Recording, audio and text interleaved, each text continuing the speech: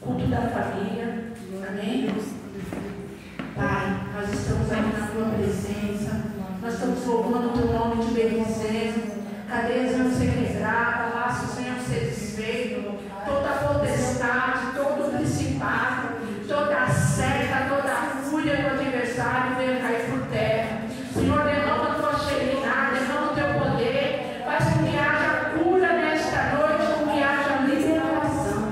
Senhor, coloca as tuas mãos sobre os lares, não importa a seta das pestes, das pragas desse século, que o Senhor venha colocar imunidade sobre os seus, que o Senhor venha colocar as tuas mãos, meu Pai, quebrando todo laço, todo dado inflamado, toda seta do adversário. É o ano, Jesus amado, é o ano de restauração, e que nesta noite tenham um anjo de Deus, tenham um cuidado de Deus, tenham um tratado do Senhor, Deus operando, Senhor, quem pode impedir? Este é o ano da mudança.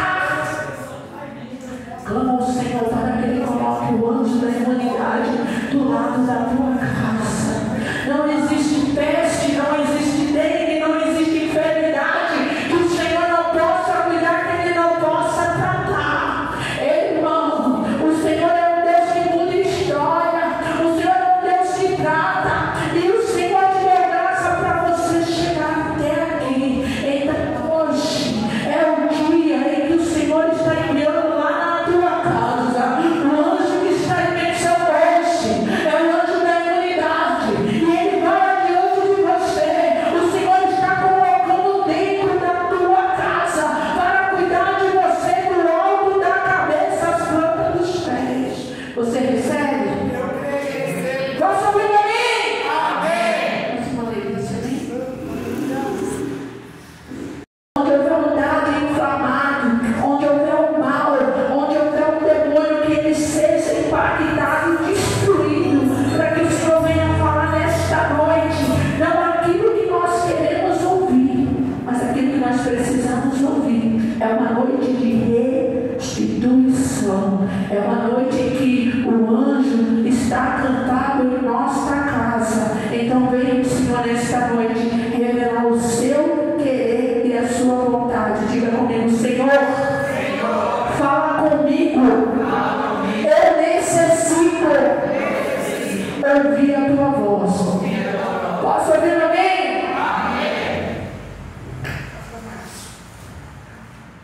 Glória a Deus. Glória a Deus, Deus de Israel. Os louvores que o Senhor nos dá são para que possamos adorar a Ele. E os louvores que o Senhor nos dá também, Ele já fala profundamente aos nossos corações que somos capazes de vencer, capazes de ultrapassar barreiras, capazes de fazer coisas grandes se nós queremos, capazes de fazer o impossível, desde que nós colocássemos as nossas fé, a nossa esperança e a nossa vida nas mãos do Senhor. Porque o Senhor sabe que nós somos imperfeitos.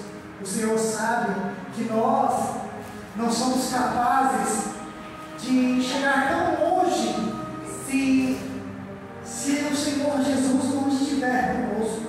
Que nós não somos capazes de fazer nada se o Senhor não estiver no barco.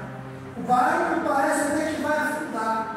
Pode vir a onda, o mar, o vento, chacoalhar aquelas águas, colocando de um lado para o outro. Mas o Senhor está no barco. O Senhor estando junto no processo, o barco não afunda. Nós pensamos: Senhor, que processo difícil, que processo, Senhor, que estou passando, que luta, que dificuldade. Mas o Senhor diz: continua mais um pouco, vai mais um pouco, que você vai vencer, para a honra e glória do Senhor. Abram as vossas Bíblias no livro do profeta Zacarias. Louvado seja Deus. Livro do profeta Zacarias. Louvado seja Deus. Antes do Novo Testamento.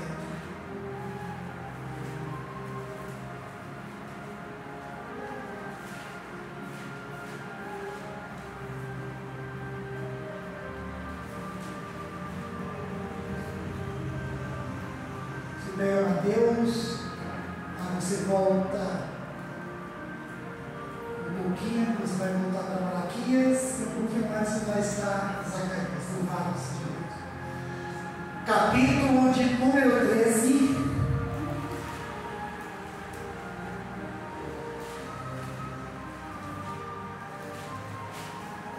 Louvado seja Deus. A partir do versículo de número 7, Zacarias, capítulo 13, a partir do número 7. Quem encontrou, diga amém? Amém. Louvado seja Deus. O título da minha Bíblia está escrito: O Pastor Ferido, o Juízo Final e a Exaltação da Igreja. Ó espada, ergue-te contra o meu pastor e contra o varão que é meu companheiro, diz o Senhor dos Exércitos. Fere o pastor e espalhar-se-ão as ovelhas, mas voltarei a minha mão para os pequenos. E acontecerá que em toda a terra, diz o Senhor, que as duas partes dela serão estipadas e expirarão, mas a terceira parte restará dela. E farei passar essa terceira parte pelo fogo, e a purificarei, como se purifica a prata, e provarei como se prova o ouro. Ela invocará o meu nome, e eu a ouvirei. Direi: é meu povo. E ela dirá: o Senhor é o meu Deus. Amém? Louvado seja Deus. Somente esses versículos podem se assentar. Nós sabemos que o profeta Zacarias, ele veio um pouco antes do Novo Testamento e da vida do Senhor. E o Senhor, nosso Deus, falava com Zacarias com relação a alguns acontecimentos sobre Jesus e sobre os tempos finais, assim como Deus também falou com o profeta Isaías. E o livro do profeta Isaías relata bem a vinda de Jesus, o nascimento de Jesus, sobre o seu ministério. Mas muitas pessoas, elas não acreditavam que o tempo de Deus, o tempo de Jesus, seria o próprio Messias, e que ele seria um filho da casa mais humilde, que ele viria de um carpinteiro. Muitas pessoas achavam que Jesus, como Messias, ele viria cortando os céus como um príncipe sobre o seu cavalo branco, cortando com a sua espada de fogo, descendo até uma parte dos céus e ficando elevada e dizendo: eu sou o Messias. Mas os planos de Deus, eles são diferentes, e eram diferentes no tempo de antigamente, e é diferente no tempo de hoje. Deus, ele não se apresenta face a face para os seus, mas ele envia alguém a qual ele fala através de sua boca e através do seu ministério.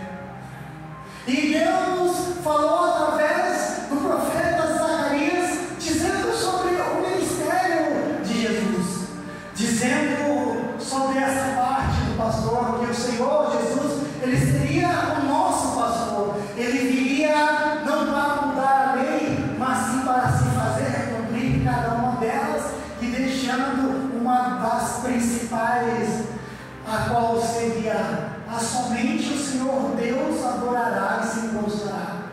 Ame a seu irmão como a si mesmo. E o Senhor queria dizer o que com isso? Ame ao seu irmão como a si mesmo. Nós nos amamos de uma forma tão grande que nós cuidamos do nosso corpo, que nós vamos para a loja, escolhemos a melhor roupa, nós escolhemos o melhor tecido, aquele que fica bonito no nosso corpo, nós cuidamos da nossa barba, do nosso cabelo, nós cuidamos com os melhores perfumes. E Deus diz: se nós cuidamos bem do nosso corpo e amamos a nós mesmos, assim nós devemos amar o nosso irmão da mesma forma. Mas nós também devemos amar os nossos inimigos, amar aqueles que nos fazem mal, amar aqueles que falam mal de nós, aqueles que tentam nos derrubar, aqueles que caluniam. Porque é muito fácil amar aqueles que vêm até nós com boas palavras, aqueles que nos fazem bem. É fácil amar aqueles que nos tratam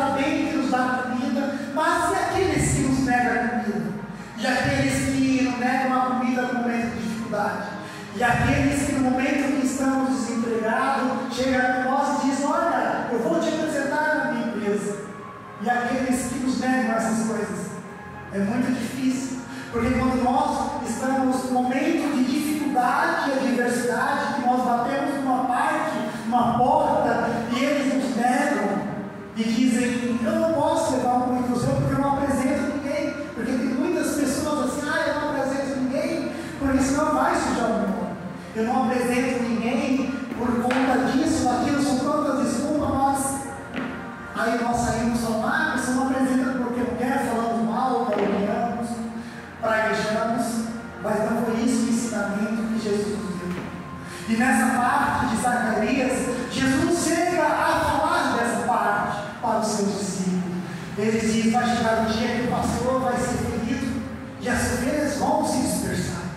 Mas os seus discípulos não conseguiam entender qual seria essa parte que o pastor seria ferido e as ovelhas iriam ser dispersadas.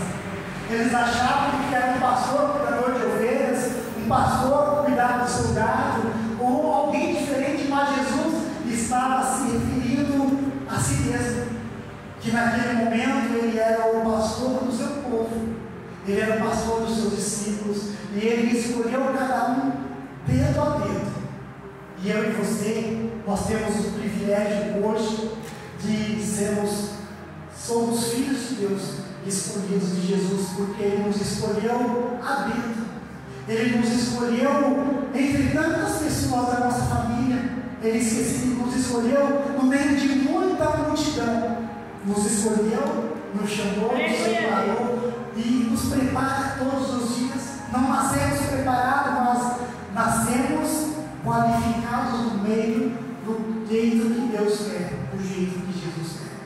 Quando Jesus chamou os seus discípulos, ele chama Pedro, um homem ignorante, turrão, provavelmente cheio de dívida, um homem que não aceitava e não levava essa flor para casa, um homem que queria ferir a espada todos aqueles que vierem contra ele.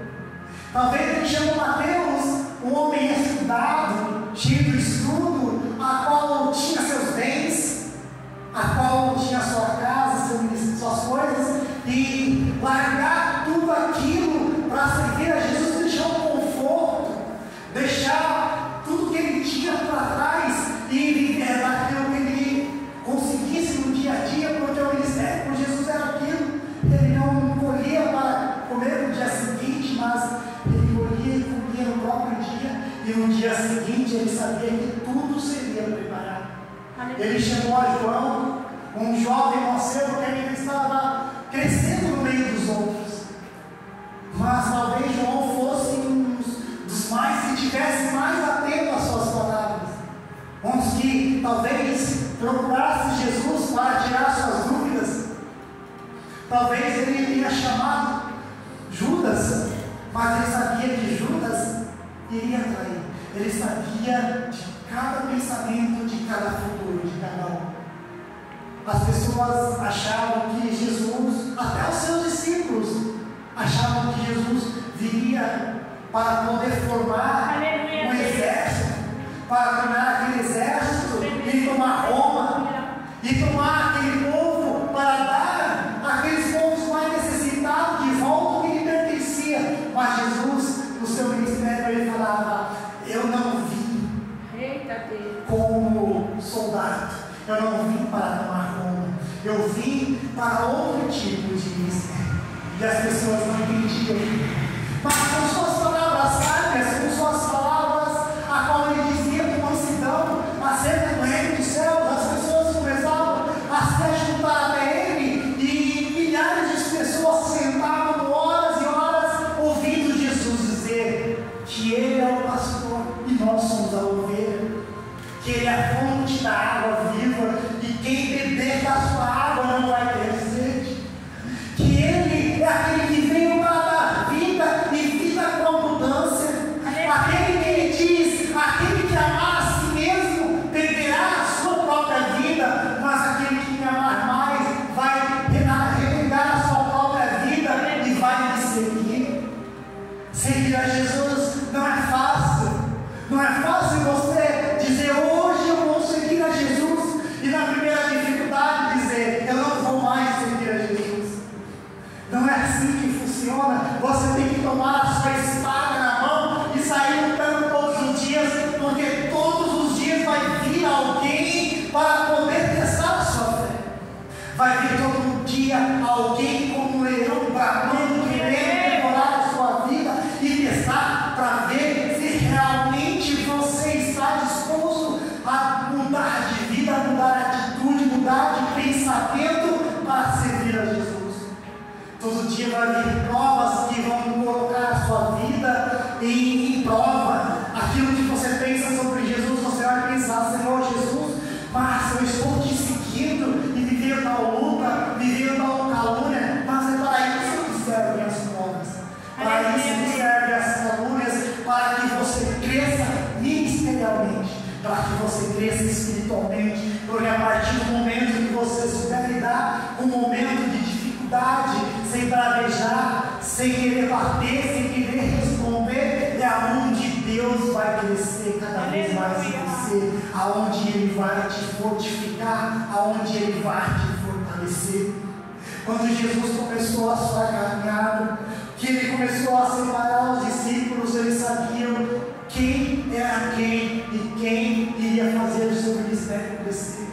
Quando aquela multidão vinha, ele sabia que aquela mesma multidão que estava ali ouvindo as suas palavras, que levava coxo para ele curar, que levava doente para ele sarar, que levava paraplégico, paralítico, leproso e até morto, ele ressuscitava. Ele sabia que aquela mesma multidão, no momento de dificuldade, quando ele fosse colocado lado a lado com um bandido, com um salteador, com um assassino, as pessoas iriam dizer: solte Barrabás e mate Jesus. As mesmas pessoas que viam Jesus face a face operando milagre. E nos dias de hoje não é diferente. Pessoas dentro da igreja que têm um convívio com Deus, com Jesus, que conhecem o Espírito Santo, muitas vezes largam a sua batalha para poder ir para o mundo por causa de um momento de dificuldade, porque às vezes acham que chegando na igreja tudo vai se tornar fácil, mas nada se torna fácil dentro da igreja. Não é porque você está com Cristo que tudo vai ser um mar de rosa. Você vai segurar a rosa na mão e você vai se curar com o espinho, sim. Você vai olhar e vai ver aquele sangue saindo por causa do fogo do espinho, sim. Mas o Senhor Jesus diz: esteja em mim que eu estarei com você. Esteja no barco, enfrente a tempestade, que eu irei enfrentar a tempestade com você, porque passando a tempestade vai vir a abundância. É momento de dificuldade que Jesus vai se mostrar para você. Mas para Ele se mostrar que é na sua vida, você tem que tomar esse momento de dificuldade, da tempestade, e olhar e dizer: Senhor, está difícil, mas toma controle dessa situação. Toma, Senhor, um remo na mão e comece, Senhor, a remar, Senhor, porque eu quero ser apenas um passageiro nesse mar. Não queira, no momento de dificuldade, tomar as rédeas, tomar o remo e fazer do seu jeito, porque não vai dar certo. Mas pergunte para o Senhor: Senhor, como é que o Senhor quer que eu faça? Qual a estratégia desse momento? Quando Jesus estava no seu ministério, ele sabia que aqueles seus discípulos iriam ser grandes, que ele iria dar autoridade para aqueles discípulos para poder expulsar demônio, curar doentes, leprosos e até ressuscitar mortos, até dom de maravilhas. Alguns daqueles discípulos puderam experimentar. Aqueles discípulos sabiam que a caminhada era difícil, mas era uma caminhada que Jesus sempre tinha uma estratégia e uma palavra. Quando eles entravam na cidade e que eles viam a multidão, eles se alegravam.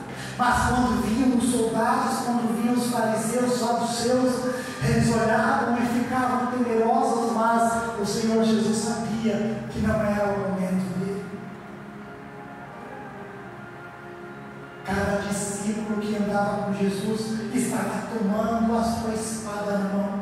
Não uma espada para guerrear, para poder ferir, mas uma espada que eles sabiam que iam usar no momento da dificuldade, da adversidade. Porque o Senhor Jesus disse: quando eu não estiver mais com vocês. E muitas vezes eles perguntavam: Senhor, quando será? Às vezes eles achavam que Jesus iria para um outro lugar e os discípulos para o outro, e eles não entendiam qual seria esse momento. Que o Senhor Jesus seria traído, seria levado para os sacerdotes, para os reis e até para o povo. Eles não sabiam que Jesus iria ser julgado culpado por causa das suas curas, por causa das curas do sábado, e por causa de dizer que em 3 dias eu derrubarei esse templo, e em 3 dias eu levantarei. As pessoas já achavam que era o templo de Salomão, o templo que demorou mais de 400 anos para ser levantado. As pessoas diziam: como pode um templo que demorou mais de 400 anos para ser levantado, ele derrubar e construir em 3 dias? Sabe por que as pessoas não entendiam? Porque o mistério de Deus, o mistério de Jesus, é somente para aquele que está ligado no trono de Deus.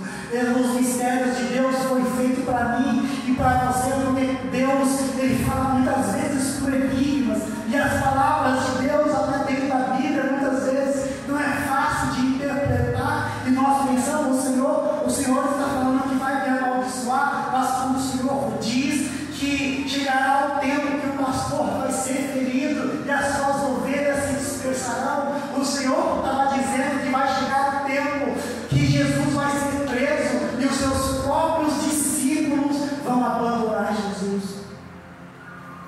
Quando Deus revela essas coisas para Zacarias, ele começa a meditar essas coisas. E quando Deus diz que chegará um tempo e que umas 2 partes delas serão estipadas, essas partes que o Senhor Jesus diz é que até dentro da igreja, muitas igrejas grandes que só tem números, mas não tem nada de Espírito, não tem nada de Deus, são pessoas que falam da própria carne, que têm as suas próprias coisas para resolver, pastores, missionários que tem muitos lugares por aí que querem dinheiro do povo, mas não ajudam os necessitados. O Senhor fala que chegará o tempo que essas pessoas serão tiradas, essas pessoas serão levadas para longe, mas ficará uma parte a qual o Senhor vai olhar e vai testar, vai provar no fogo, para ver se essas pessoas estavam realmente ligadas no céu, nas palavras de Deus, ou se estavam realmente seguindo um pastor, ou se estavam seguindo um homem ou uma mulher. Porque nós temos que seguir quem é Jesus, que nos deixa a palavra de vida todos os dias. Quando Jesus está no monte orando, e que ele deixa os seus discípulos lá no canto, e diz: fica aí, que é necessário que eu faça essa caminhada sozinho. Você já reparou que no momento que você mais precisa, no momento de dificuldade, no momento que você não tem solução para o seu problema, você já reparou que você fica sozinho, você não recebe uma mensagem no WhatsApp, você não recebe uma ligação, você não recebe uma visita em casa no momento de dificuldade. Você já reparou que no momento que você mais precisa, é o momento que você mais está sozinho, mas é esse momento que Deus fala, é o momento que eu preparei para que você me busque ainda mais, que você se tome e se humilhe ainda mais, porque esse momento eu deixei para que você me busque, porque quando você tem muitas pessoas do seu lado, você não consegue buscar Deus em oração, você não consegue buscar a Deus separadamente, você não consegue perguntar para Deus o que Ele tem preparado para você. Você já reparou que quando você tem muitas pessoas dentro da sua casa, você é questionado o porquê que você vai para a igreja se você toma tal atitude, o porquê que você vai para a igreja se você diz tais palavras, o porquê você vai para a igreja se você não usa tais roupas, o porquê você vai para a igreja se você usa brinco, batom, se você usa isso ou aquilo, se você usa short, se você usa camisa regata. As pessoas te questionam, ou seja, elas querem dizer que você não deve estar dentro da igreja, que você não merece buscar a Cristo, por causa dessas coisas. Mas quando Jesus disse, vem do jeito que você está, Jesus disse, eu quero o seu coração. Eu quero que os seus pensamentos estejam ligados em mim. Eu quero que a sua vida ela deixe de ser existente e que você dê a sua vida para mim, para que eu tome o controle dela, o controle da situação. Jesus disse, perca a sua vida e me segue, porque você perdendo a sua vida e me seguindo, você está ganhando algo muito mais. Quando você se importa mais com casa, com carro, com dinheiro, com as situações, e que você começa a se pegar em tudo isso e dizer, eu não vou para a igreja, eu não vou servir a Deus, eu não vou buscar Jesus porque a minha situação está difícil. O que adianta ir para a igreja se eu estou na mesma situação aí? É aí que Jesus te prova. A bênção ela não vem de um dia para o outro. A bênção ela não vem por um minuto, uma hora de oração, mas ela vem em você persistir na oração. Lembra de Daniel? Daniel fez 21 dias de jejum e de oração, 21 dias de clamor, mas a bênção dele já foi determinada no momento em que ele se propôs, se colocou no propósito, no momento que ele se colocou de oração e jejum, naquele propósito do seu povo, Deus do alto dos céus já lhe enviou a resposta. Mas foi entendido que a resposta chegasse no mesmo momento para ele. Mas Daniel, ele não perdeu a fé, não perdeu a esperança. Ele via que não tinha resposta e continuou o seu propósito. Segundo dia, terceiro dia, quarto dia, ele não quebrou o seu propósito porque ele tinha um objetivo na vida. E o objetivo dele era o objetivo do povo dele, que o povo fosse resgatado, que o povo dele pudesse ter aquele momento a qual o Senhor Jesus disse que chegará o tempo que o povo vai sair do cativeiro e vai para uma outra terra. Daniel não desistiu porque ele não teve a resposta no primeiro dia, mas ele insistiu. Agora, se você tem um objetivo na vida, se você tem algo, faça o seu propósito, busque em oração, busque em jejum, busque a Deus todos os dias, não desista no primeiro dia, no segundo dia, só porque não veio a resposta. Provavelmente Deus já enviou a resposta no primeiro dia, mas a bênção está impedida de chegar. Ou talvez o Senhor diz, eu não vou enviar a bênção no primeiro dia, eu vou ver quantos dias ele ou ela será capaz de me buscar desse mesmo jeito que está buscando no primeiro dia. Em quantos dias vai durar a oração? Em quantos dias vai me buscar? Em quantos dias realmente vai estar o seu coração? Se o seu coração está apenas no bem material que você está buscando, ou se o seu coração está no reino celestial, no que Deus pode fazer para você. Senhor, independente se o Senhor me trouxer a bênção ou não, independente se o Senhor me trouxer a resposta ou não, eu vou continuar te buscando. São essas orações, são essas atitudes que movem e comovem o trono de Deus e que fazem ele dizer, não, eu tenho que abençoar o meu servo, eu tenho que abençoar a minha serva, porque eu vi sinceridade nas suas orações, eu vi sinceridade nas suas palavras, eu vi que mesmo diante da adversidade, não esmoreceu, não diminuiu e não parou de buscar a minha palavra. Jesus, ele desce e ele vê os seus discípulos ali dormindo. Ele acorda e diz, ei, vocês não podem orar nenhuma hora. Nenhuma hora vocês conseguem orar. E Jesus diz mais uma vez, fica aqui, que eu vou subir mais uma vez. Jesus sabia que a hora dele estava se aproximando cada vez mais. E toda vez que ele orava mais incessantemente, com mais fervor, mais forte, que até os seus suores se tornavam gotas de sangue. Ele sabia que estava chegando o momento de deixar a terra. Estava chegando o momento de deixar os seus discípulos. Estava chegando o momento de deixar a sua mãe aqui na terra. E tudo aquilo que ele fez, todas aquelas pessoas a qual ele ministrava, que ele curava, que ele ressuscitava, ele objetivo, ele tinha uma missão para cumprir. E não era por causa dessa missão que ele poderia existir. Simplesmente, Jesus podia parar o tempo. Jesus poderia fazer com que aquelas pessoas às vezes cessem de crucificar ele.